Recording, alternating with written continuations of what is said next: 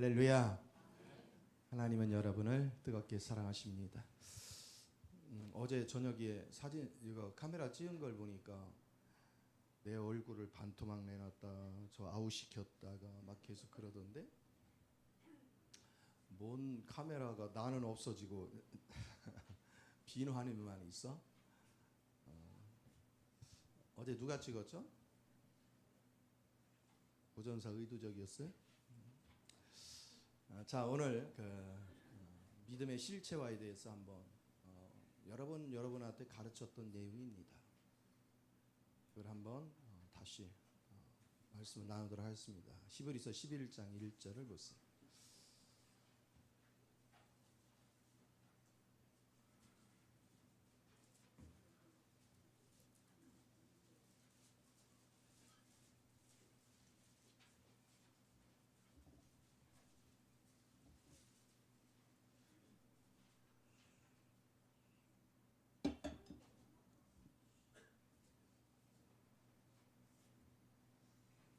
자, 한 목소리 있습니다. 시작.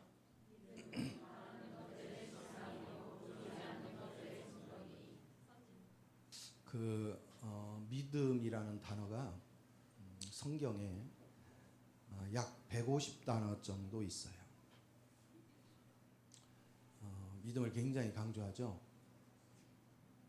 그런데 믿음이 그만큼 중요하다는 거죠. 그럼 오늘 실상이 뭐예요? 본질이라는 얘기예요. 본질. 여러분, 실체화 시킨다는 것은 내가 본질을 보는 거예요. 그리고 그거 본질을 내 안에 조성시켜 가는 거예요. 그러니까 모든 사실 속에 본질이 들어있는데 여러분이 그 본질을 만질 수 있는 은혜가 대단히 중요해요. 주님이 모든 것을 계시하는 건 다 사실적인 거예요. 우리가 마귀한테 잡혀 살면 허상만 보고 살아요. 사실을 보는 게 아니라. 허상에 잡혀서 허상에 끌려다니는 인생을 사는 거예요. 그러니까 여러분이 사실적인 걸 붙잡아야, 그거에 내가 짜여져야 내 인생이 풀리는 거예요. 하나님께서 우주 만물을 창조하시고 인간을 창조하고 인간의 삶의 모든 원리에는 주님이 정하는 원칙이 있어요. 그건 하나님의 속성에 속하는 건데 그대로 살을 때 저절로 행복해져요. 근데 문제는 부패된 내가 그렇게 살 수가 없다는 거죠. 그래서 여러분은 빛 가운데서 이 사실적인 걸 내가 봐야 되고 그걸 믿음으로 내 안에 실체화시켜야 돼요. 그래 여러분이 그리스도를 살 수 있는 능력을 갖습니다. 그러니까 이런 거에 대해서 의식이 없이 그냥 예배당 뜰만 왔다 갔다 해봤자 평생 가도 변화가 안 돼요. 우리 이런 생각을 해보세요. 여러분 그 가정에 아버지가 어떻고 엄마가 어떠면 자녀들도 그거 보고 배운 대로 그대로 느끼죠. 그래서 본 대로 들은 대로. 오늘 와보면 부모가 하던 걸 누가 하고 있어요? 자식들이 하고 있어요. 보이는 사물은 오관을 통해서 내 안으로 실체화시켜요. 우리의 눈으로, 우리의 귀로, 우리의 코로, 우리의 맛으로, 우리의 촉감으로 내 안으로 계속 실체화를 시켜요. 그러나 보이지 않는 세계는 믿음으로 해야 돼요. 믿음으로 실체화시켜야 돼요. 그러니까 실체화시키기 위해서는 기관이 절대 필요해요. 냄새를 맡는데 코를 사용하지 않고 귀로만 냄새 맡으려 한다면 말이 돼요? 말이 안 돼요. 신앙생활도 마찬가지예요. 믿음을 적용해야 되는데 여러분이 쓸데없는 걸 자꾸 적용할 때가 너무 많아. 그래서 힘든 거예요. 저는요, 주님을 이제 알아갈수록 느끼는 게 하나님이 정말 우리에게 엄청난 축복을 줬구나.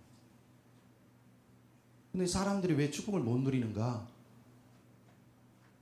축복의 실체를 만지지를 못하는 거예요. 그 실체만 만지면 축복은 저절로 돼요. 사실 주님을 이렇게 누리고 다니면 주님이 다 갖다 채우더라고요. 주님이 다 갖다 채워요. 주님이 다 하세요. 나는 내 손에는 아무것도 없는데 주님 손에는 무궁무진해요. 그러니까 내가 믿음으로 주님과 연합이 되잖아요. 그러면 그냥 내 속에 갈망 주는 대로 움직이면 다 돼요. 다 이루어져요. 이 즐거움에 여러분이 취해야 돼요. 그래서 이 생명의 실제를 만나는 훈련들, 그리고 그 그리스도로 여러분이 조성되어지면 여러분 자연스럽게 그냥 내가 겸손하려고 안 해도 그냥 겸손이 나오고, 사랑하려고 노력 안 해도 사랑이 흐르고, 인내하려고 노력 안 해도 그냥 인내가 흘러나오는 거예요. 자연스러운 현상입니다. 내가 웃을 내서 웃어지는 게 아니고 그냥 웃음이 나와요. 기쁠 내서 기쁜 게 아니라 그냥 기뻐요. 평안, 노력하려고 하는 게 아니고 그냥 평안해요. 그러니 주 안에서 살면 얼마나 자유하겠어요. 이게 자연스럽게 안 된다는 것은 여러분이 아직 주님과 믿음이 연합되지 못했다. 우리는 믿음이 연합되기까지 끊임없이 훈련돼야 되고, 주의 말씀 안에서 여러분이 양식을 잘 먹고 마시는 훈련들이 너무 소중하다. 이것을 알 필요가 있어요. 자, 그렇다면 실체화를 이해하기 위해서 우리 미연이가 얼만큼 아는가 퀴즈를 한번 내볼게요. 니네 집에 책상 있지? 책상 뭘로 만들었어? 촉감이 어때?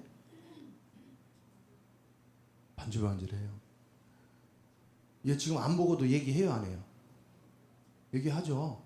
왜? 왜 얘기해요? 여기 저장이 됐어요. 뭘로 저장이 됐을까요? 반질반질하다는 건 촉감으로, 딱딱한 것도 촉감으로, 그렇죠?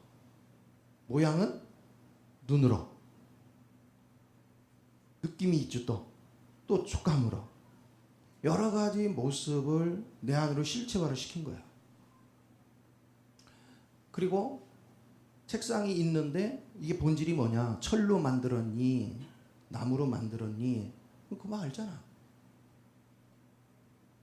자, 여러분이 음식점을 갔다 오면, 그 음식 먹고 오면 여운이 있어요, 없어요? 그리고 그 음식점만 떠오르면 뭐예요? 그 맛이 살아나죠?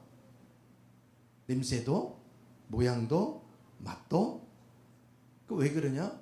나는 혀를 통해서 맛을 실체화시켰고, 코를 통해서 냄새를 실체화시켰어요. 눈을 통해서 음식의 모습을 봤어요. 끊임없이 여러분은 실체화되는 거예요. 그러니까 사람이 시야가 넓다? 실체화된 게 많다는 거죠. 그런데 세상에는 진짜도 있지만 가짜도 엄청나게 많아. 그렇죠? 내가 가짜에 물들으면 가짜가 실체화돼요. 진짜를 자꾸 보면 진짜의 실체화돼. 모든 것들을 바르게 보려면 누구 안에서 봐야 돼요? 주 안에서 봐야 돼요. 주님 안에서 봐야 참 사실적인 걸 내가 볼 수가 있어요. 이렇게 여러분 안으로 자꾸 실체화를 시키는 거야.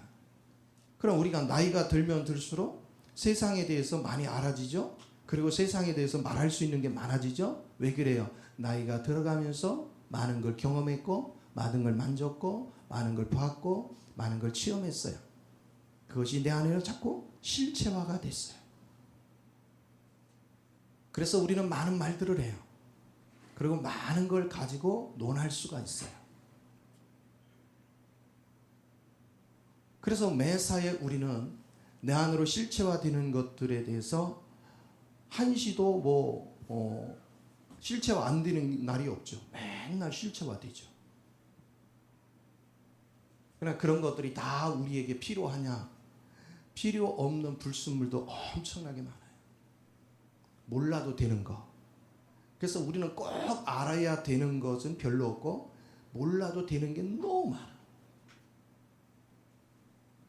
실체화되지 못한 모습들이 너무 많아요.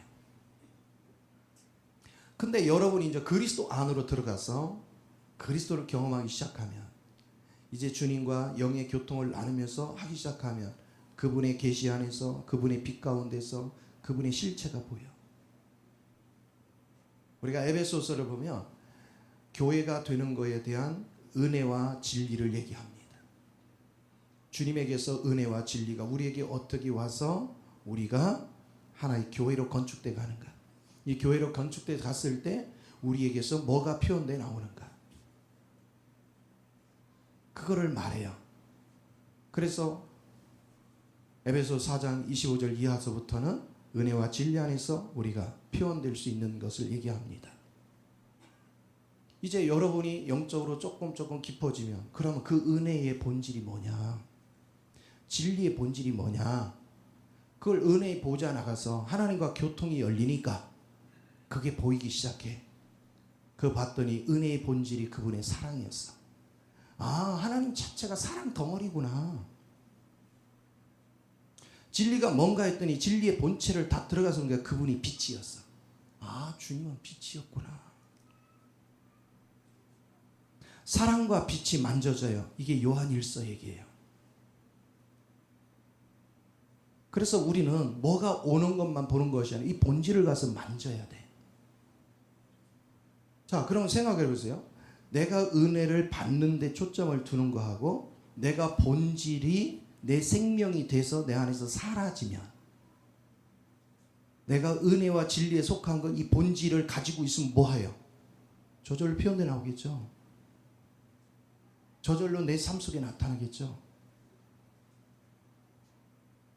이걸 만지는 거예요. 이 실제의 세계를 우리는 만져가는 겁니다. 이런 거에 대해서 여러분이 의식이 깨어나기 시작하면 하나님은 그 섬세한 세계를 눈을 열어 보게 하는 거죠. 이것이 얼마나 귀한지를 몰라요. 그 전에 제가 은혜만 추구할 때는 이것도 하나님의 은혜요, 저것도 하나님의 은혜요, 뭐것도 다 하나님의 은혜를 얘기했어요. 근데 기도 속에서 이 은혜의 본질을 차고 들어가니까 그분이 사랑이야. 그분이 빛이야. 이걸 접촉을 하고 나니까 나도 모르게 내게서 그분의 사랑이 나타나는 거예요. 그분의 사랑이 나타나니까 주님의 사랑에서 내게로 주어졌던 은혜가 나를 통해서 또 다른 사람에게 전달되고 있는 거예요. 그분의 빛을 내가 접촉하고 있으니까 나는 그냥 자연스럽게 사는데 진리를 따라 살고 있는 거야.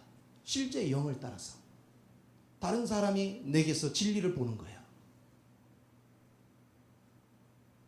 그래서 여러분 안으로 이렇게 그 하나님의 영이 실체화가 되면 모든 게 너무 자연스러워요. 그래서 우리가 하나님을 믿는데 피상적으로 그냥 대충 내 스타일대로, 내 기분대로, 내 방법대로, 그건 믿음이 아니에요.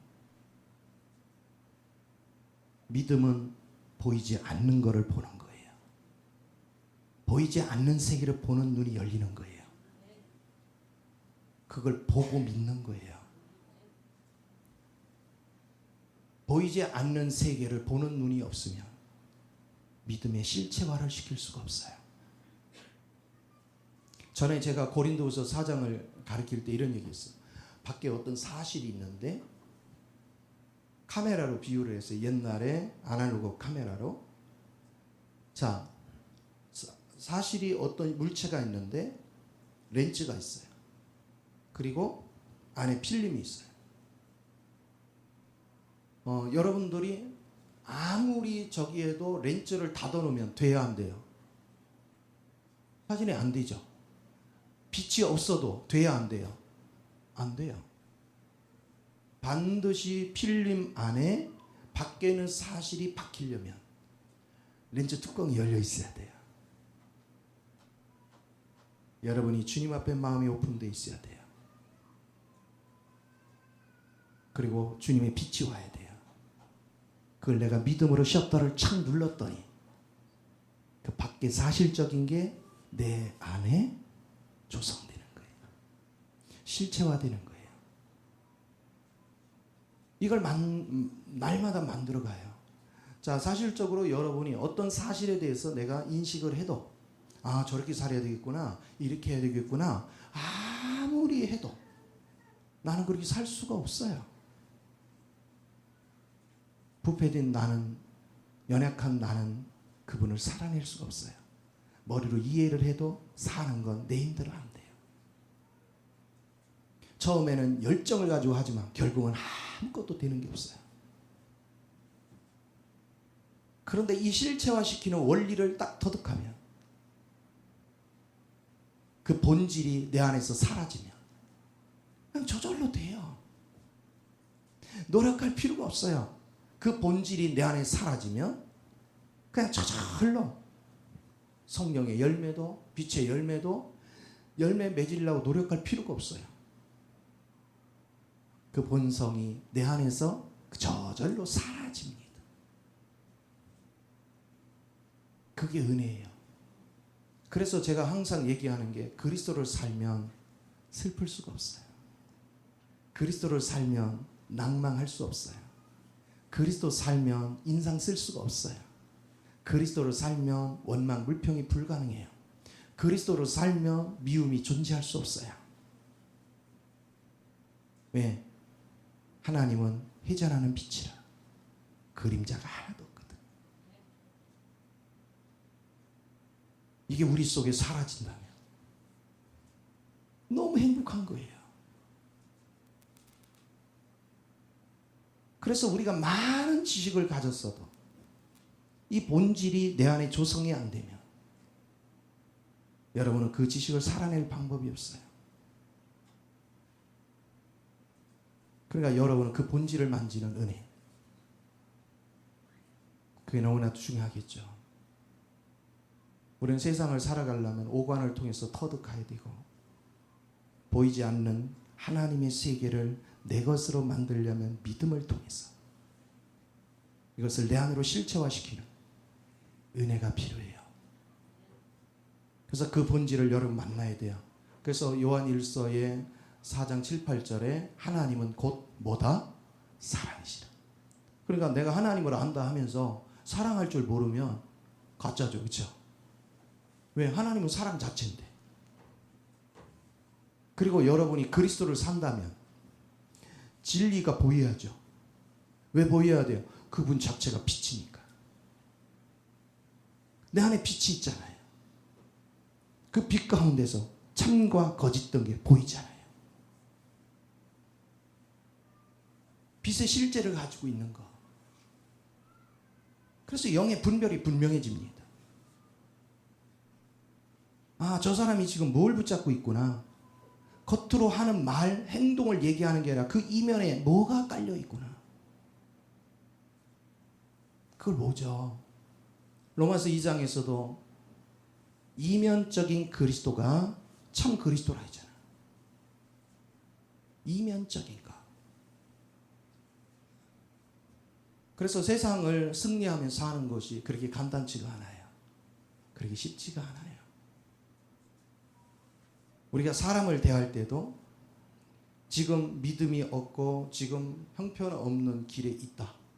근데 여러분이 주님 앞에 나갔더니 주님의 빛 가운데서 주님의 그 내 남편이나 내 가족들을 향한 아버지의 계획을 받고 아버지의 뜻을 받고 아버지의 목적을 봤다. 여러분 완전히 달라지죠. 아, 내가 콩당거릴 게 없구나. 내가 악에 바칠 게 없구나. 주님의 손 안에 있구나. 주님이 목적 안에 있구나. 주님이 실제 안에 있구나. 그게 그냥 자연스럽게 만져져요. 그래서 얼마나 자유한지 몰라. 지금 왜 여러분들이 사는 게 힘드냐면 본질을 몰라서 힘든 거예요. 본질을 몰라서 이게 맞는지 저게 맞는지. 전도서 3장이 그러죠. 하나님이 우리에게 영혼을 사모하는 마음을 줬는데 우리 앞에 장래 일이 어떻게 될지를 하나님이 모르게 했대. 우리 인간의 힘으로는 모른다 얘기입니다. 그러나 주님의 사랑과 빛이 내 안에서 실체화가 되면 그 세계가 그냥 보이는 거죠. 그냥 알아지는 거예요. 그러니까 그래도 사랑이 내 안에 사라지면 그 사랑 안에 높이, 깊이, 넓이, 길이의 그 풍성함, 무한대로 펼쳐지는 그 무궁무진한 세계가 점차 내 눈에 보여지고 만져지고 비춰지고 알아져. 그러면 여러분이 그 안에 들어가서 주님을 누리다 보면 그 안에 인내가 어디서 나온 건가? 오래 참음이 어디서 나왔나? 자비가 어디서 나왔나? 양선이 어디서 나왔나? 하나씩 열까지 이런 것들을 볼 수 있어요. 그래서 쭉 나온 본질을 찾아갔더니 성령의 열매가 다 사랑이야. 다 그분의 사랑에서 나온 거야. 그러니까 이거 암기할 필요도 없이 그분의 사랑이 내 마음을 지배하면 성령의 열매는 저절로 뭐 하는 거예요? 그냥 맺히는 거예요. 그게 자연스럽게 사라지는 거예요. 그러니까 사랑하라 해봤자 소용없어요. 사랑 못하는데? 우리는 사랑보다 미움이 더 빠른데? 근데 여러분들이 믿음으로 실체화시키는 훈련이 되면 인내하라, 오래 참으라, 겸손하라 이런 얘기 할 필요 없어요. 그 사랑으로 접촉을 해서 실체화되는 순간 그건 저절로 되는 거니까. 그래서 우리 삶이 자꾸 풍성해집니다. 그러니까 여러분은 어떤 것을 이루어 갈 때 내가 그 본질을 보고 그 본질이 내 안에 짜여지면 거기에 따르는 부수적인 건 저절로 되는 거구나. 저절로 이루어지는 것이구나. 여러분이 이런 것들을 자꾸 볼 수 있는 안목이 열리는 거죠. 그러다 보니까 수를 셀 수가 없는 거예요. 주님 안에 이 풍성이라는 게. 그래서 만유를 포함하는 측량할 수 없는 그리스도의 풍성이 그 속에 만져지는 거예요. 에베소 3장 8절에 바울이 그런 얘기를 합니다. 측량할 수 없는 그리스도의 풍성을 나로 이방에 전하게 하려고. 그러니까 측량할 수 없는 그리스도의 풍성이 보이려면 그분의 사랑과 그분의 빛이 바울을 지배했어야 돼요. 그러니까 바울은 그거에 사로잡혀 있다는 거죠.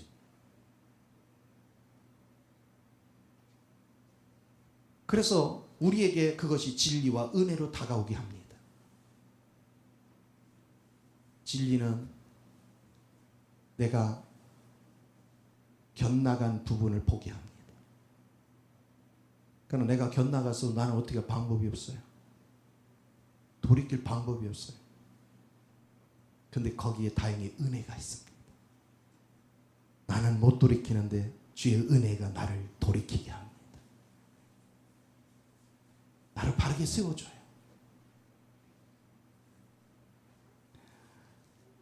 그래서 여러분들이 어느 날 주님의 이런 세계에 대해서 조금 눈을 뜨고 그게 보이기 시작하면 여러분 사는 삶이 완전히 달라져요. 왜? 세상과 거기에 속한 모든 것들은 그걸 딱 보는 순간 쓰레기로 다 바뀌어요. 이거는 다 썩어질 거구나. 이건 쓰레기구나. 그렇게 될 때 바울이 고백한 것 같이 그리스도만이 가장 엑셀런트한 지식이다. 그리스도만이 이거를 갖는 거죠. 그래서 그리스도를 내 거에 실체화시키려고 보니까 뭐예요? 그분의 부활의 생명이 내 안에 조성되고 짜여져야 돼. 그래서 어떤 고난이 와도 그 부활의 능력에 동참하죠. 거기에 능력은 측량할 수 없는 그리스도의 풍성에 속한 모든 내용을 내포하는 것. 그게 내 안에 조성되는. 이 세계를 봤기 때문에 다른 건 눈에 안 들어온 거예요. 어떤 시련이 와도 어떤 고난이 와도 세상에 이거는 영원토록 없어지지 않는 거야. 그 세계는 만졌단 말이에요. 아무리 고달퍼도 그거를 내 걸로 만들려고, 완전하게 연합시키려고 뒤에 것은 잊어버리고 앞에 있는 표대를 향해서 걸어갔다.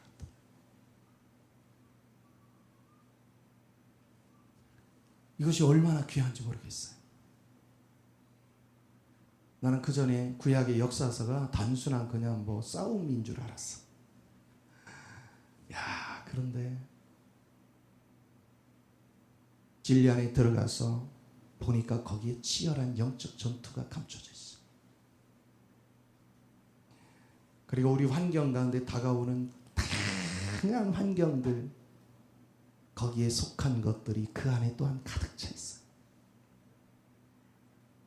그 속에서 그 모든 환경을 뛰어넘고 그 영적 전투를 이기는 그 비밀이 그 안에 감춰져 있더라고. 그게 그냥 보이는 거예요. 그게 만져지는 거예요. 그런데 그게 보이는데 더 감사한 건 뭐냐면 모든 그 영적 전투의 배후에서 주님이 다 움직이는 거예요. 나는 주님만 의식하면 염려거리가 없는 거예요. 왜 그렇게 하시느냐? 그 과정을 통해서 우리가 주님을 보게 하려고, 그 주님의 실제를 만지게 하려고. 지금 여러분이 살아가면서 여러 가지 일들로 인해서 이래도 힘들고 저래도 힘들고, 왜 그런지 아세요? 배후에 계시는 주님을 못 봐서 그래요. 나를 이끌어 가시는 주님을 보지 못해서 그래요. 나를 세워가시는 그 주님을 보지 못해서 그래요. 왜 내게만 이런 문제가 왔을까? 어떤 거는 내가 마귀한테 속아서 함정에 빠진 것도 있습니다. 그럼에도 불구하고 하나님이 또한 허락한 것도 있습니다. 하나님은 여러분의 육신의 안락을 우선시하는 것이 아니라 그분을 보게 하는 게 우선이에요. 그분의 비밀의 세계에 눈을 뜨게 하는 게 우선이에요. 그래서 여러분을 그런 고난이 와도 그걸 허락하십니다. 근데 우리 하나님은 여러분이 고난받을 때 같이 아파하십니다. 왜? 나를 깨우기 위해서 그 과정을 통과하지만 내 자식이 아파하잖아요. 내 자식이 힘들어하잖아요. 그 힘들어하는 모습을 같이 아파하는 거예요. 우리도 자식을 철들게 하기 위해서는 때로는 물질의 메마름을 통과시키기도 하고, 때로는 너 집 나가, 들어오지 마.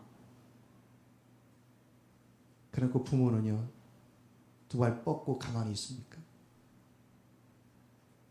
온통 생각이 내쫓은 저 밖에 있는 자식 생각이지.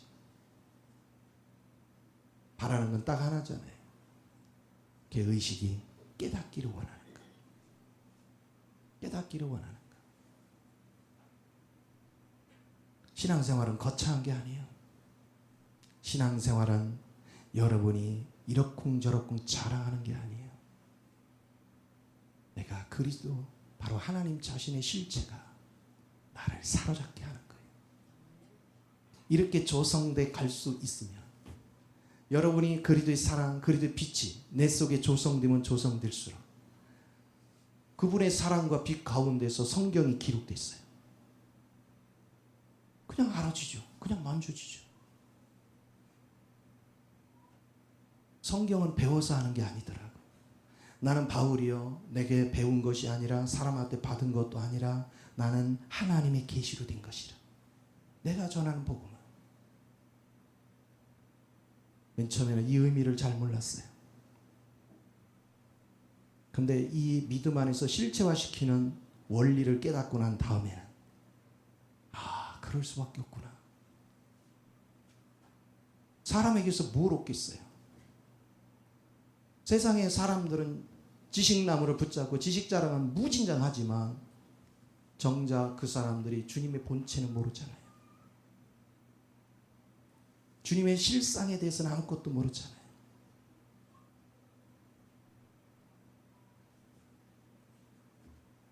여러분이 마음을 주님께 조금만 집중하면 여러분 이런 세계가 다가옵니다. 이런 세계가 느껴져 와요. 신비한 거는 이 본질이 내 안에 짜여지면 모든 세계는 그분이 움직여 간다는 거예요. 아니 그분이 내 안에서 그냥 사라지고 그분이 움직여 가는데 뭐가 걱정거리가 있어요? 고민거리가 아무것도 없는 거예요. 매사가 물 흐르듯이 흘러요.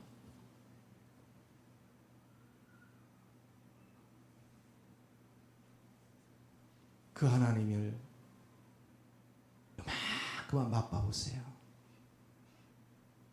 말로 표현할 수가 없습니다. 정말로 말로 표현할 수가 없어요. 다윗이 사울에 의해서 압박을 받을 때 처음에는 자기 방식으로 막 도망을 다닙니다. 그래서 원망하기도 하고 요나단을 만나서 그런 얘기를 합니다. 내가 뭘 잘못했길래 나를 죽이려고 하냐. 그러면 막 뭐라고 합니다. 요나단은 위로를 해줍니다. 너 결코 죽지 않아. 힘이 돼줍니다. 그런데도 다윗은 여전히 불안했습니다. 사무엘에게도 도망갔다가 높당으로 도망가요. 그래서 아히멜렉을 통해서 떡상에 떡을 먹고 거기서는 다급하니까 거짓말을 하잖아요. 그리고 이제 도저히 못 견디니까 그랄 땅으로 도망을 가요. 가드 지역으로. 근데 거기 도망가서 망명을 신청했더니 저가 누구냐? 사울은 천천히요. 저는 다윗이 만만이라 하지 않더냐. 호랑이 키웠다 큰일 난다. 얘기를 가만히 듣다 보니까 이거 큰일 났어요. 적진 한가운데 있는데 자기 발로 들어왔는데 그래서 하나님께 기도하죠. 시편 56편에 그 장면을 봅니다. 그리고 하나님의 지혜로 미친 척 해가지고 살아납니다. 살아난 다음에 시편 34편을 짓습니다. 그때 그가 하나님의 선하심을 맛보아 알지어다. 그때 이후로 그는 인생이 180도 바뀝니다. 환경은 하나도 바뀐 게 없어요. 뭐가 바뀌었냐? 다윗이 바뀌었습니다. 다윗은 그때부터 철저하게 하나님의 음성을 따라 움직입니다. 옆 사람들의 의견이 틀리다고 돌을 들어 찍어 죽이려고 해도 그는 흔들리지 않습니다. 그는 하나님의 실체를 본 겁니다. 하나님의 실체를 만지는 순간부터 그의 의식은 완전히 바뀌었습니다. 누가 뭐래도 아무리 위기가 닥쳐도 그는 에봇을 가져오라 해서 끊임없이 하나님의 의견을 묻습니다. 거기에 이의를 달지 않습니다. 그의 인생이 완전히 바뀝니다. 그러니까 그는 사람의 관점에서 보면 말도 안 되는 행동을 합니다. 지금 쫓겨다니면서 나라를 침공한 자들을 블레셋을 가서 공격해서 쳐부시고 그래서 그일라 땅을 회복했어. 그랬는데 자기네를요 블레셋에서 건져줬으면 보호를 해줘야 되는데 사울한테 가서 고자질해. 근데 원망 불평하지 않아. 어차피 자기 목숨은 누구 손에 있다? 주님 손에 있는 걸 본 거예요. 어떤 환경이라도 두려워하지 않습니다. 그는 주의 영을 따라 삽니다. 저는 시간이 가면서 하나하나 하나님을 체험할 때마다 결론은 딱 하나입니다. 난 겪어보니까요. 세상에 주님이 나를 사랑하더라고요. 사랑만 있는 게 아니에요. 나를 보배롭게 여기더라고요. 그리고 하나님은 나를 통해서 주의 일을 해야 되는데 가장 귀한 그릇으로 보시더란 말이에요. 그러니까 내가 두려울 게 없는 거야. 그러니까 우리 하나님은, 나는요, 우리 하나님이 내가 잘못될까봐 그걸 더 걱정해. 우리 하나님이 더 긴장하고 나를 보호해. 나를 지켜주셔. 나를 이끌어주셔. 그걸 본 거예요.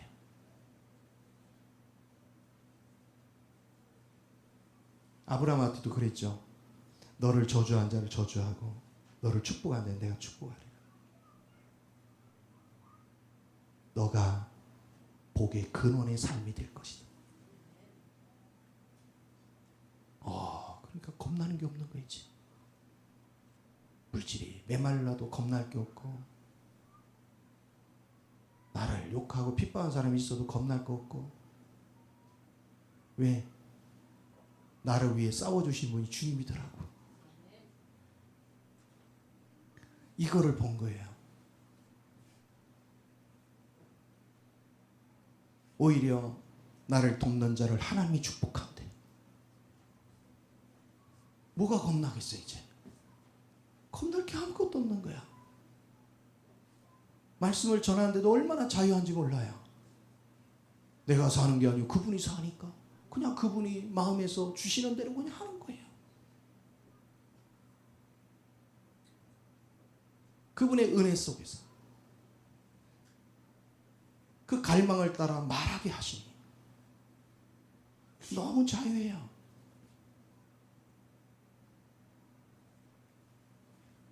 제발 제가 당부를 하는데 그분을 만나보니까요, 너무 좋아요. 그리고 그분이 절대적이에요. 필요를 내 계산법보다 그분의 계산법이 훨씬 정확해요. 나는 앞에 닥칠 일이 뭐가 있을지, 목돈이 뭐가 나가야 될지 모르고 있는데 우리 주님은 다 아시고, 내가 당했을 때 이미 예비해 놓으시고, 하나님이 그걸 믿고 가시고 나를 보호하시고 책임져 주시고, 그걸 끊임없이 경험해요. 그래서 여러분이 기도 생활은 비상적인 걸 봐보고 그 비상적인 걸 해결해 달라는 기도가 되면 안 돼요. 주님의 본질이 어디 있는가? 주님의 생명의 본질이 어디 있는가? 그거를 알기 위해서 주님 앞에 은혜를 구하는 거죠. 아버지, 내 눈을 열어 보게 하소서. 마가복음에는 우리 주님이 소경에 진흙을 이겨서 눈에다 바르죠. 그래서 연못에 가서 씻으라 했더니까 씻었어. 뭐가 보이냐? 뭐가 보여, 그죠? 근데 희미하게 보여. 다시 안수했더니 뭐 했어? 밝게 보여. 눈이 열려야 돼요. 참, 영적인 눈이 열린다는 게 얼마나 귀한지. 저는 깜짝깜짝 놀랄 때가 많아요. 내가 어쩌다 이 은혜 속에 들어갔을까? 내가 어쩌다 이 빛을 접촉했을까? 하나님 앞에 막 감격스러운 거예요. 아니, 나는 이런 세계가 있는지도 몰랐고 이 세계에 들어가는 게 뭔지도 몰랐는데 하나님이 일방적으로 선택해서 나를 다양한 모습으로 훈련시키더니 어느 날 그게 만져지고 느껴지게 하고, 이 세상에 어쩌다 이런 복을 받아요. 세상에서 어떻게 이런 복을 받겠어요? 우리 주님께서 에베소 1장 3, 4절에서 내가 너에게 신령한 복을 예비했다고 했습니다. 내 사랑한 자녀를 위해서. 근데 그 신령한 복이 진짜로 내게 와 있네. 이 감격을 어떻게 주체할 길이 없는 거예요.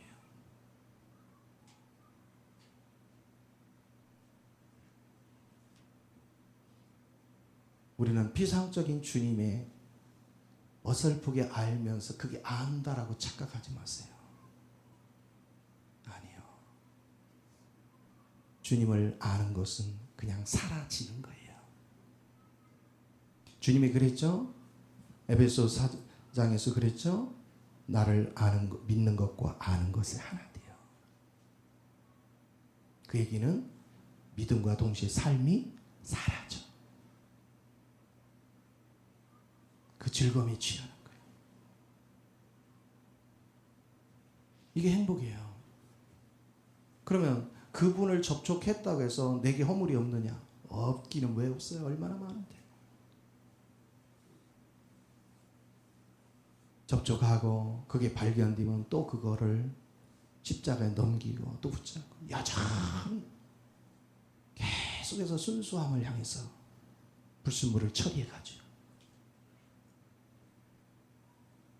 그러나 사랑과 빛의 본체 안에서 그걸 만지면 만질수록 여러분 진리 아닌 길로 갈 리가 없지요.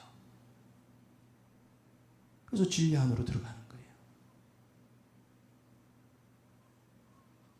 그걸 잊지 마세요. 그래서 여러분은 단련을 시켜야 돼요.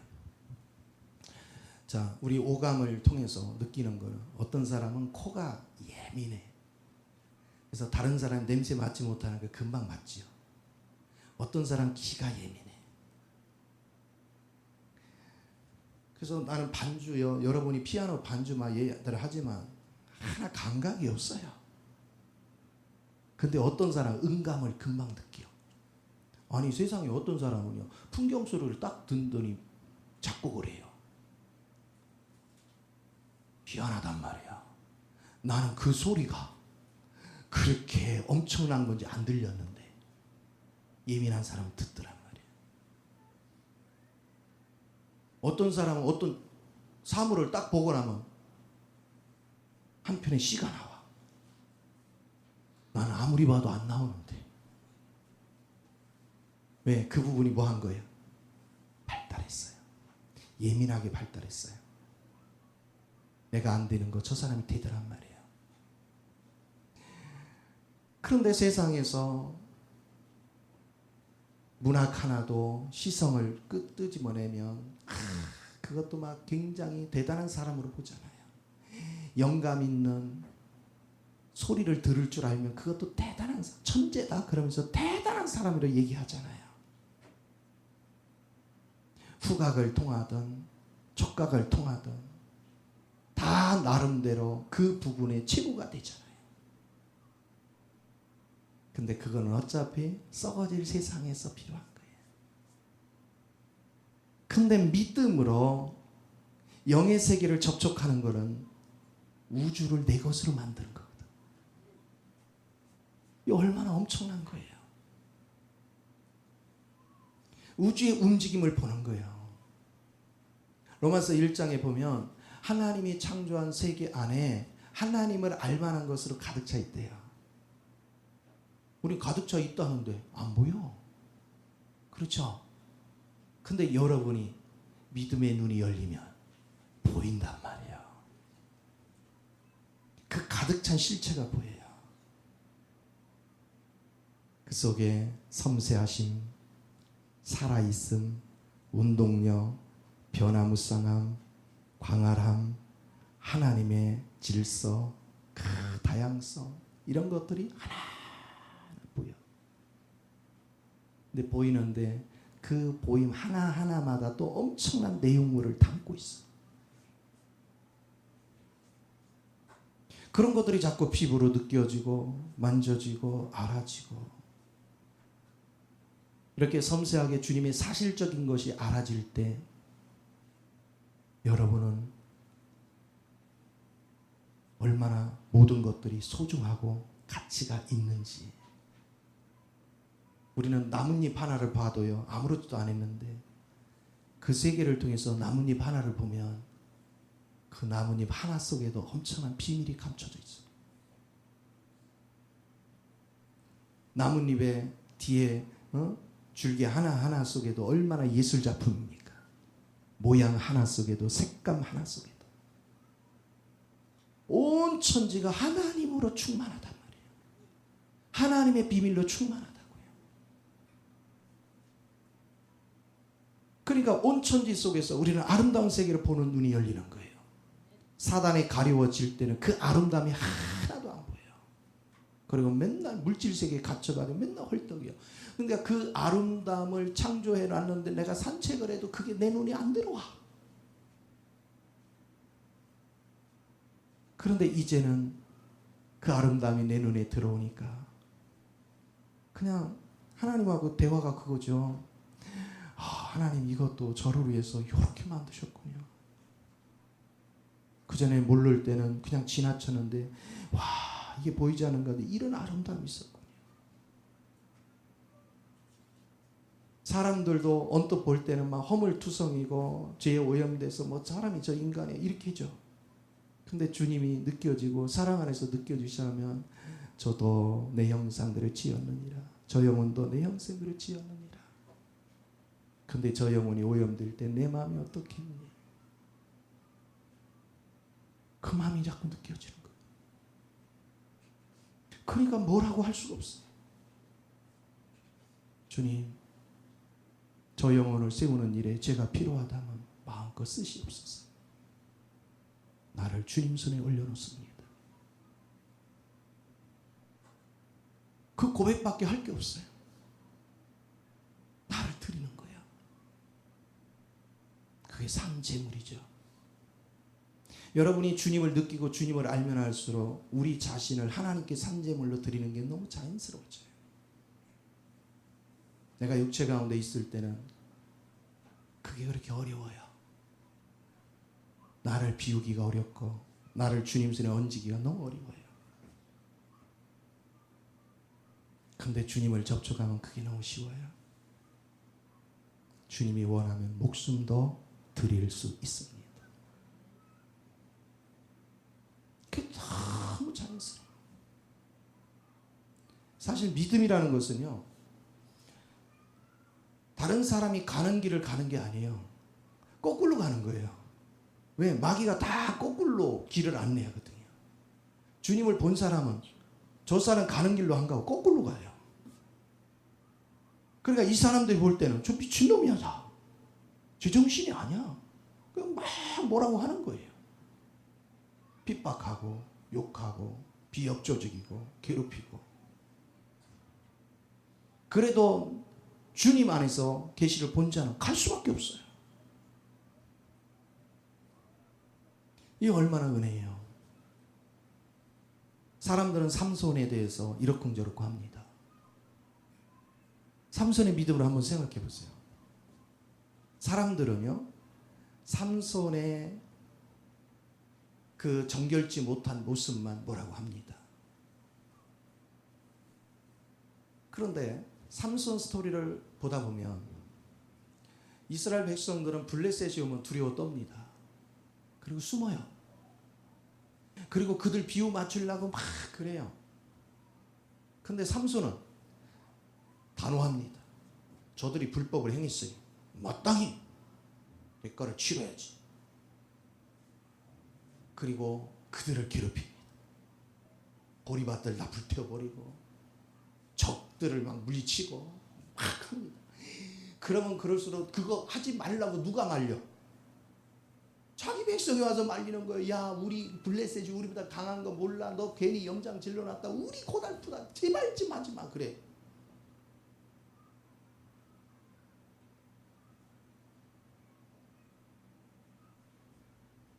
그런데 이스라엘 백성 입장에서는 저를 포박하다 안 주면 우리가 당하게 생겼어. 그러니까 와서 삼손한테 사정하는 거예요. 포박 좀 당해줘라. 우리가 널 좀 넘겨야 되겠다.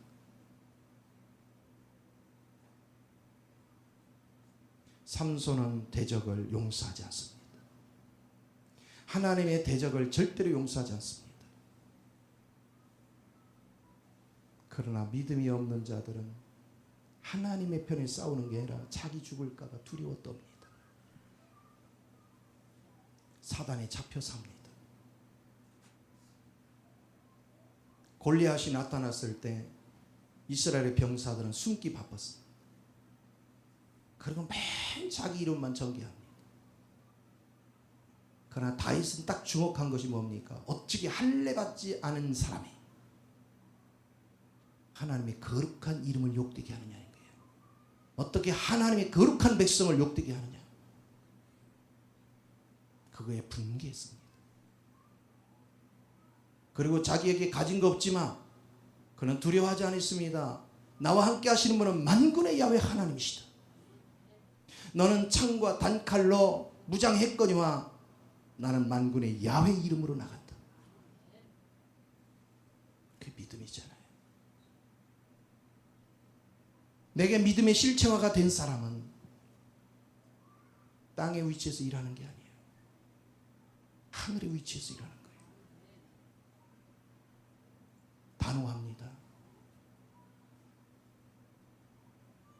이스라엘 백성이 금송아지를 만들었을 때 모세가 와서 뭐라고 합니까? 하나님 편에서 싸울 자 나오라. 그때 레이족이 오지요. 그래놓고 가감없이 하나님 반대편에 있는 자를 찔러 죽이라 합니다. 그곳에는 자기 형제도 있고 자기 부모도 있습니다. 자기 자식도 있습니다. 자기 절친한 친구도 있습니다. 인간의 동정으로는 어떻게 죽입니까? 그러나 하나님의 편에서 하나님을 위해서 싸우는 자는 동정에 묶일 수가 없어요. 아주 단호했습니다. 그렇기 때문에 그가 제사장권을 회복하는 거예요. 레위 족속이. 오늘 나는 주님 편에서 얼만큼 싸울 수 있느냐? 내가 주님으로 실체화되지 않으면 절대로 주님 편 싸울 수가 없어요. 예, 주를 위해서 헌신하겠습니다. 주를 위해서 나의 목숨을 드리겠습니다. 뭐하는데 다 거짓말이 막상 닥치면 다 도망가. 신학교 1학년 때 제일 많이 부르는 노래가 뭔지 아세요? 푸른바다 낯선 이 몸 어디든지 가오리다. 야, 초원이나 궁궐이나 주님 계신 곳이 뭐 그러면서 3학년 때 가기 시작하면 기도가 톤이 바뀝니다. 하나님, 우리 애들이요 지금 학교 다니는데요 멀리는 못 갑니다. 가까이로 보내주시옵소서. 그러면서 멀리 안 갑니다. 다 자기 입맛에 맞도록 기도합니다.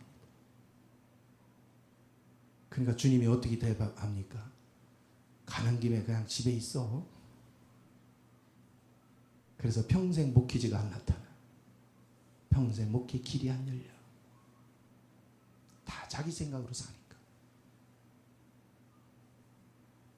주님이 어디든 보내면 가는 거죠. 저는 단호하게 얘기해요. 하나님께. 하나님 지금이라도 북한 가서 순교해라면 하겠습니다.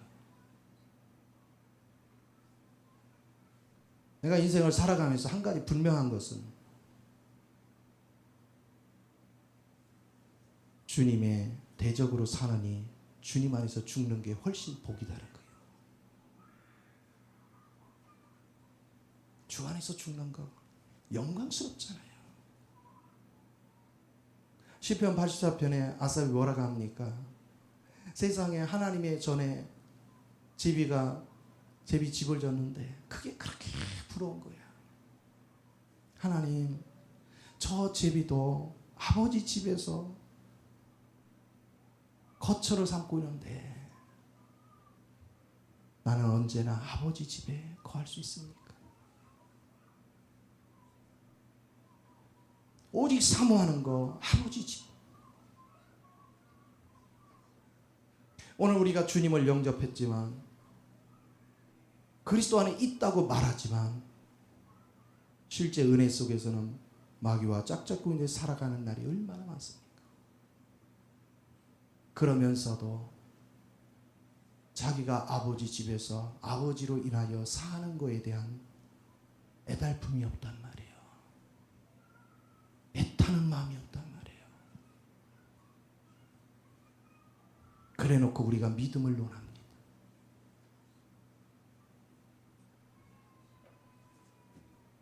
정말 그 실제를 붙잡는 거예요.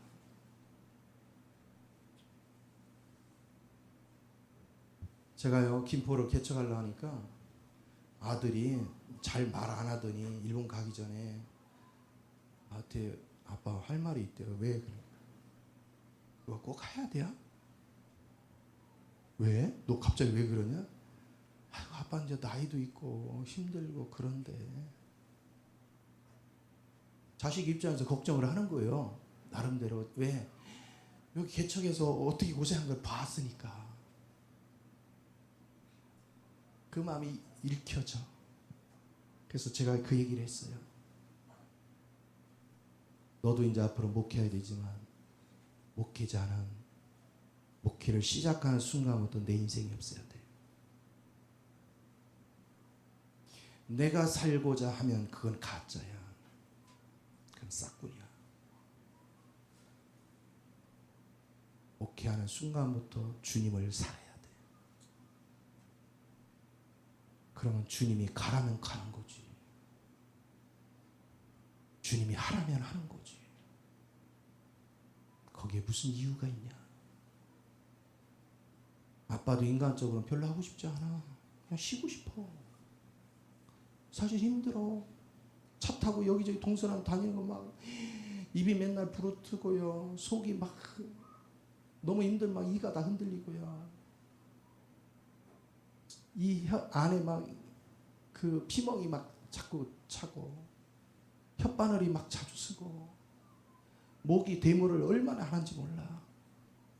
허리는 얼마나 아프고 어깨는 얼마나 아프고 이렇게 서서 계속 하니까. 그런데 달콤한 소리만 들으면 얼마나 좋아. 욕은 무진장 잘해 사람들이. 자기 입맛에 한마디 맨 욕이야. 누가 그 일 하고 싶어요? 쉬고 싶지. 근데 나는 쉴 수가 없는 거예요. 그 영이 나를 끌고 다니니까. 주님이 내 속에서 재촉을 해요. 여러분 주님의 통제는 대체적으로 둘 중에 하나예요. 나를 재촉하든지 나를 자제를 시키든지. 근데 하나님 무슨 일을 할 때는 나를 재촉을 시켜요. 그 영의 인도를 따라가는 거예요.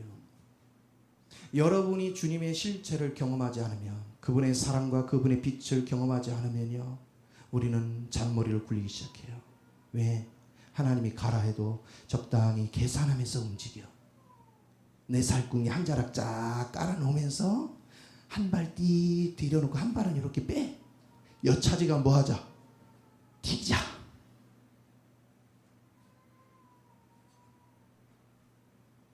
그런데 빛을 접촉하고 나면 그럴 수가 없어.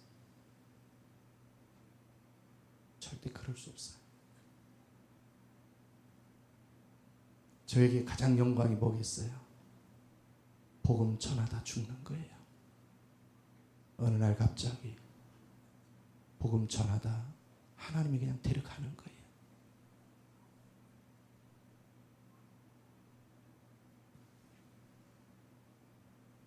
제가 인생을 살면서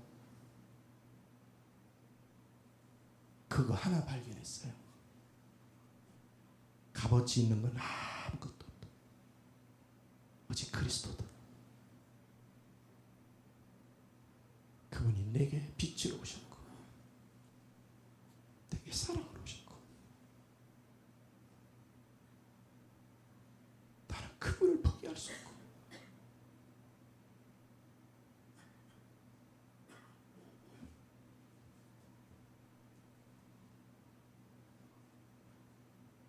우리는 그 주님의 사랑을 깊이 성찰할 줄 아는 것. 그게 믿음의 길을 걸어가는 겁니다. 그래서 믿음의 실체화를 시키는 과정은 빛이 와야 됩니다. 그래서 여러분이 빛을 받기 위해서 마음을 여십시오. 하나님께 마음을 활짝 여세요. 내가 노력하는 거 아니에요. 하나님께서 보세요. 아담을 에덴 동산에 놓고 자, 지금부터 너는 인생을 살려면 이렇게 살아야 된다 하고 가르쳤습니까? 안 가르쳤어요. 뭐 했어요?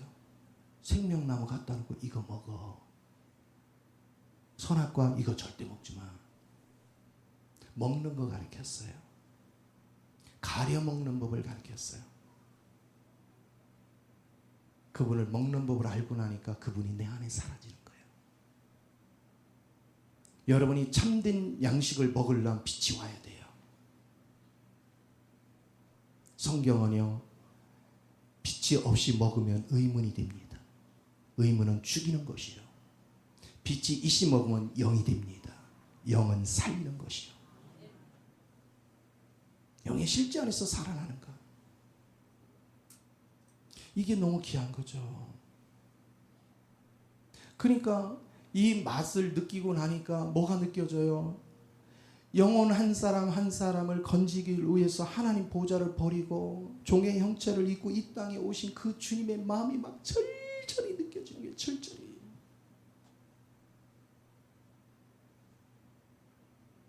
아무것도 깨닫지 못하고 흑암 속에서 헤매고 있는 수없는 영혼들. 우리 육신에 속한 사람들은 그를 버리려고 합니다. 그 싹치가 난다고 버리려고 합니다. 근데 그를 살리겠다고 세상에 하나님 보좌를 버리고 그것도 짐승만도 못한 사람을 건지겠다고 그들의 종의 형체로 왔어. 그들한테 짓밟히고 그들한테 욕을 먹어가면서 그들을 살리기까지 자신의 모든 걸 드린 거. 나는 그 하나님을 잠시도 잊을 수가 없는 거예요. 내가 어떻게 구원받았습니까? 우리 주님이 그 엄청난 가치를 주는 거예요. 우리는 누가복음에서 10명의 문둥병자 치료 사건을 봅니다. 다 치료됐어요.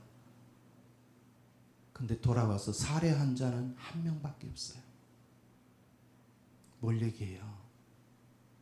오늘 많은 사람들이 그리스도로 인하여 구원받았지만 그리스도의 그 희생의 가치를 본 자는 거의 없어요. 구원 받아놨지만 그분의 가치를 본 자가 없기 때문에 마리아 같이 옥합을 깨뜨려 그분 머리에 불 때 옆에서 하는 소리가 왜 그 비싼 걸 허비하느냐 이렇게 말하는 거예요. 가치를 못 봤기 때문에. 허비라는 단어 썼어요. 어떻게 주님을 위해서 하는데 허비라는 단어가 써져요. 주님이 내게 베푸신 것이 뭔데? 그럼 여러분 상적으로 생각을 해보세요. 주님이 내게 그렇게 엄청난 가치를 투자해서 나를 세운 거는 여전히 마귀짓하고 살으라고 했어요? 아니잖아요.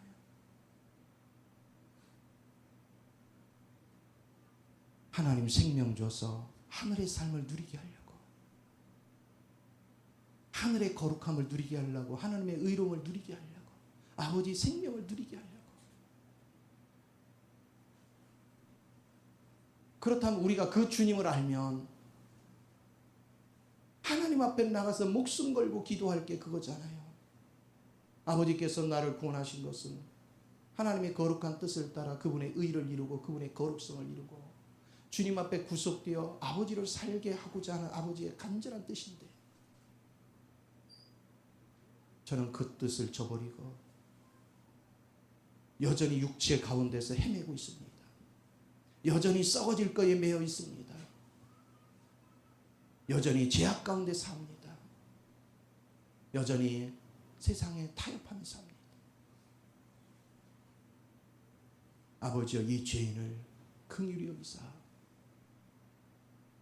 이 죄악된 삶에서 나를 건져 주옵소서.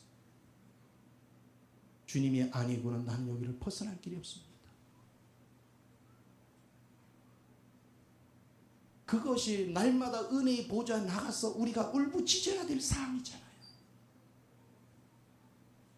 얼마나 우리가 하나님의 사랑을 깨닫지 못하냐면 내가 여전히 죄 가운데 살고 있는데 전혀 반응이 없어요. 부끄러움도 모르고 하나님의 그 마음을 아프게 한 거에 대한 애절함도 없어. 그러면서 우리 입술에서는 주님을 사랑한대. 내가 주님을 안대. 얼마나 기가 차요.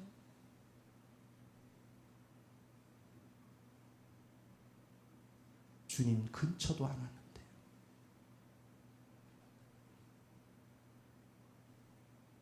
저도 이 사랑 맛보기 전에, 이 빛을 맛보기 전에 내가 그렇게 추잡하고 더러운 존재인지를 몰랐어요. 그분을 접촉하고 나서 정말 내게는 소망이 없구나. 정말 나는 자랑할 수 있는 게 아무것도 없구나. 그걸 막 10년 계속 스며들어오더라고요. 그분의 애절한 사랑이, 지금도 나를 향하는 그분의 사랑이 얼마나 애절한지. 이제는 요만큼 훈련되고 나니까요, 요만큼이라도 하나님 빛에서 벗어나거나 사랑에서 벗어나는 게 내게 느껴지면요, 내가 볼 때는 아무것도 아니야. 요만큼 그냥 무슨 티 하나 있는 것 같은데 그분은 그렇기도 섭섭해 하셔.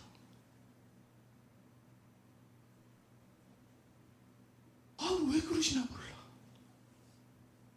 질투하시는 하나님의 의미가 절절히 느껴져. 내가 어떻게 방법이 없어요. 그러니까 그냥 주님만 바라보고 있어야 돼요. 옛날에는 내가 주님 앞에 반에 쫓아가는데 지금은 주님이 나한테 반한 것 같아. 가지고 내가 주님에게 시선을 요만큼에 뺏기면 우리 주님이, 질투의 하나님이 세상 말로 삐진 모습을 금방 느껴.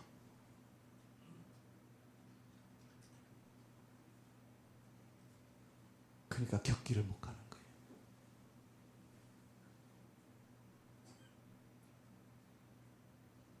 주님이 그렇게 안 하면 나라는 존재는 오늘 주님을 이렇게 맛보고도 언제 무슨 짓을 할지 또 몰라.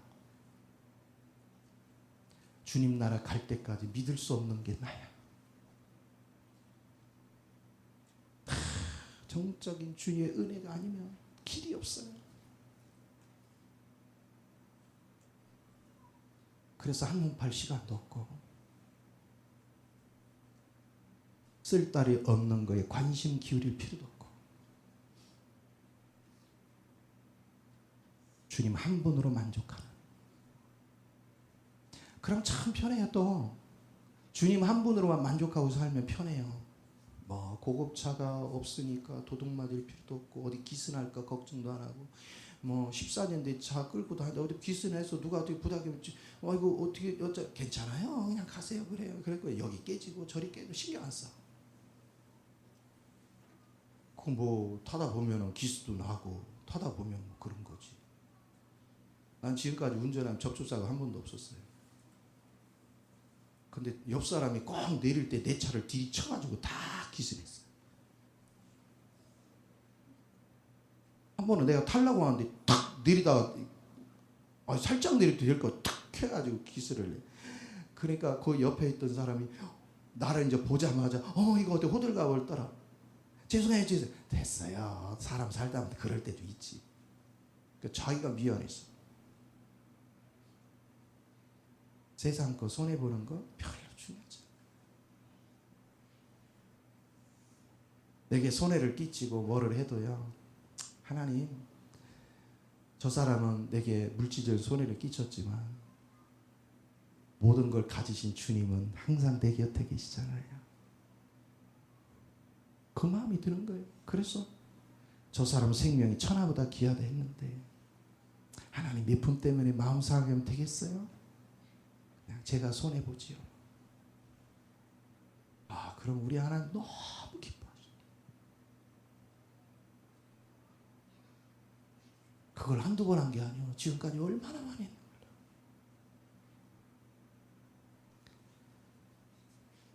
그러면 우리 하나님이 책임을 주시고, 우리 하나님이 채워주시고, 우리 하나님 다 믿고 주시고. 믿음의 실체화가 이런 겁니다. 은혜의 보좌에 나가서 지금 보여지는 현상을 보지 마시고 이 현상을 움직이시는 주님을 나로 보게 하소서. 그리고 그 실제를 내 생명으로 세우게 하소서. 한번 제대로 즐겨봐요. 신앙생활이 얼마나 맛이 있는지, 신앙생활이 얼마나 달콤한지. 이 은혜가 알아지니까 다 이쁘잖아요. 옆 사람 봐봐요. 다 이쁜가 안 이쁜가? 안 이쁘게 느껴지면 여러분 은혜 밖에 있는 사람들이 다 존귀한 거예요. 다 보배로운 거예요. 그래서 그 주님으로 인해서 날마다 행복하고 즐겁고 유쾌하고, 그러면서 그냥 아버지 성품 안에서 배려하고 도와주고 섬겨주고 격려해주고 높여주고. 그러니까 생각을 해봐요. 주변 사람이 그렇게 하는 나를 좋아할까요? 싫어할까요? 다 좋아해요. 사단의 올무에 걸린 사람만 싫어해요. 다 좋아합니다. 그러면 이들이 하나님의 땅에서 저들을 통해서 땅의 거를 공개하게 합니다. 이게 세움이에요.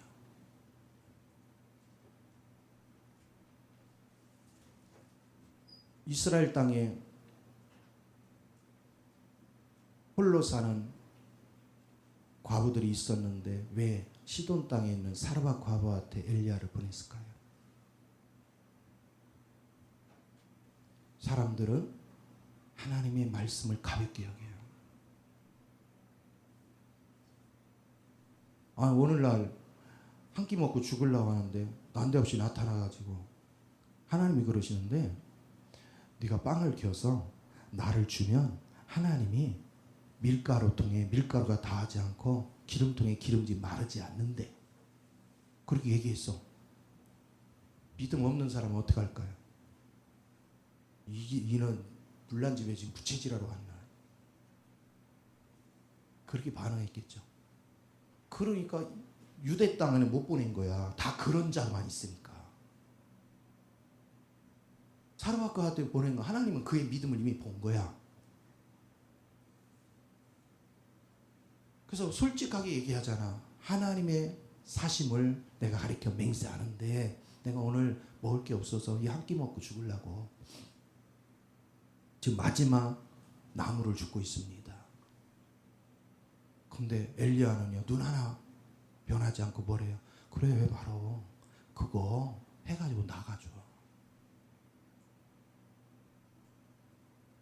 근데 순종합니다. 그랬더니 뭐가 일어나요? 7년 기근 동안 그 집은 메마름이 없죠. 하나님이 끝까지 책임져 주죠. 우리가 왜 가난한지 아세요? 움켜쥐고 있어서 가난한 거예요. 주는 자가 되지 않기 때문에. 왜 못 줘요? 부여하신 주님을 안 믿으니까. 그 주님이 내 인생을 책임지는 걸 안 믿으니까. 내 인생은 내가 책임져야 되니까 움켜쥐는 거예요. 근데 주님은 이렇게 말씀하십니다. 네 손에 재물이 이미 녹슬었다. 좀 먹고 있다. 그 사이에 품꾼들이 눈물을 흘리며 하나님 앞에 와서 배고프다고 호소하고 있다. 너는 그 물질로 인해서 망할 것이다. 내가 너에게 준 것은 서로 나누라고. 믿음이 뭡니까? 주님을 신뢰하는 거예요. 내 목숨도 내 생명에 관계되는 모든 것도. 그런데 주님이 주라 하면 주는 거예요. 주는 자는 풍성합니다. 주는 자는 메마름이 없습니다. 잠언서 11장에서도 그런 얘기를 합니다. 우리가 흩어서 나누는 자는 걸식하는 자를 본 적이 없대. 근데 움켜쥐고 부유케 되려고 하는 자는 걸식하는 자를 많이 본대. 가난한 이유는 딱 하나예요. 움켜져서 가난한 거예요. 손을 펴보십시오. 부유해져요. 우리 주님께서 고린도서 9장 6절에 많이 심은 자는 많이 거두고 적게 심은 자는 적게 거둔다 했어요. 흩어 심으래. 그래 싹이 난대. 우리는 흩어 심는 법을 배우는 거예요. 그래서 우리가 하나님의 일을 하게 만들어. 하나님의 사역을 하게 만들어. 하나님의 풍족을 나타내게 만들어. 근데 우리는 성경의 가르침 뭐라고 했습니까? 하나님은 즐겨내지 않는 자를 기뻐하지 않는다. 인색한 자를 기뻐하지 않는다. 그러니까 맨날 가난을 끌어안고 사는 거예요. 맨날 고통을 끌어안고 사는 거예요. 손 피는 법을 몰라서. 심는 법을 몰라서. 심는 것도 내 기분대로 심는 게 아니에요. 아버지가 주는 갈망을 따라 심어가는 거예요. 세상은 움켜쥐는 건 할 수 있어도 손을 피는 거 그렇게 쉽게 되는 게 아니에요. 누가 자기가 애쓰고 수고해서 일군 거 아무 조건 없이 손을 피겠어요. 주의 마음을 갖지 않으면 그게 불가능해요. 주의 영이 나를 사로잡지 않으면 그게 불가능해요. 우리 주의 영광을 붙잡는 저와 여러분이 되는 거. 그게 빛을 본 자요 주의 사랑을 입은 자입니다. 그래서 우리 주님께서 시편 91편에 14, 15절에 그런 말씀하죠. 네가 나를 앉으 내가 너를 높인대요. 네가 나를 사랑한즉 내가 너를 건질게.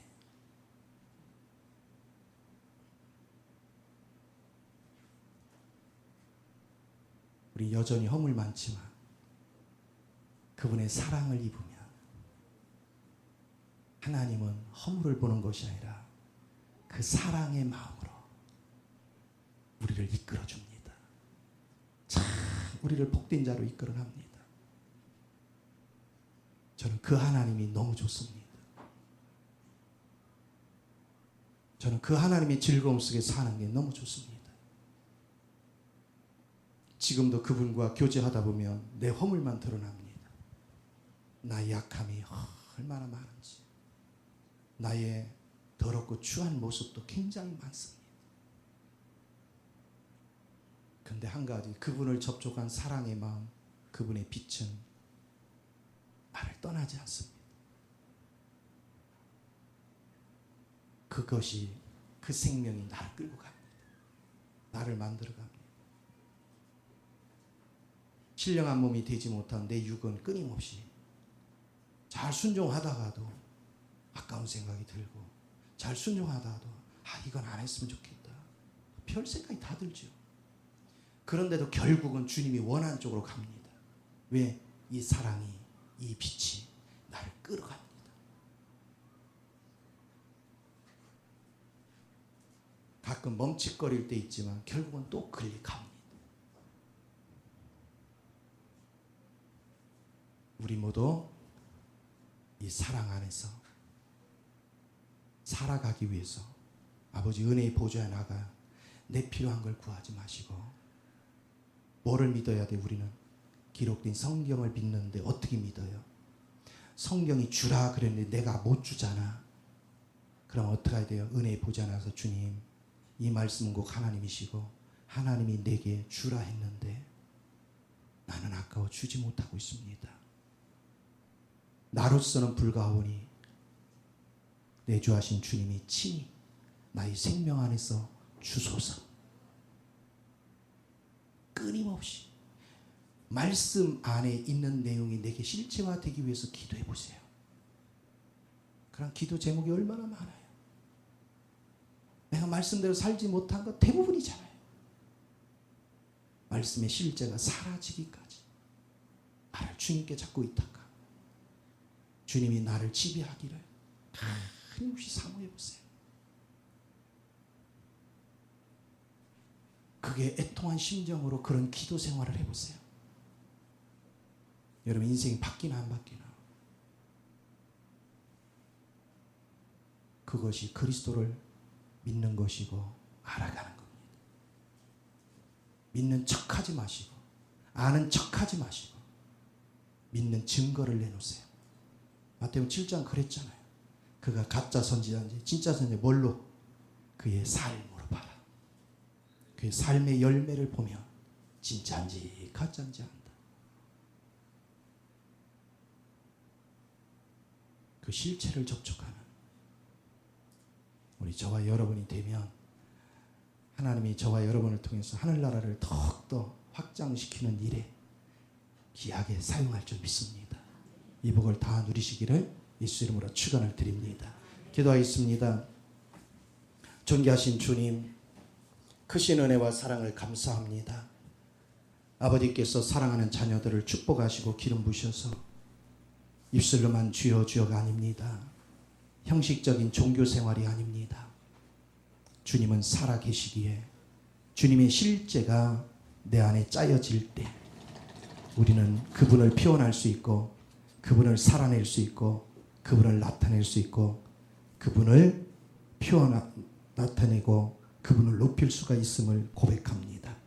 한 사람도 빠짐없이 이 생명 안에서 온전해질 때까지 성령이 이끌어 주시고 빛을 주시고 생명으로 조성되게 하여 주옵소서. 기름 부심을 감사하며 주 예수님의 이름으로 기도하옵나이다.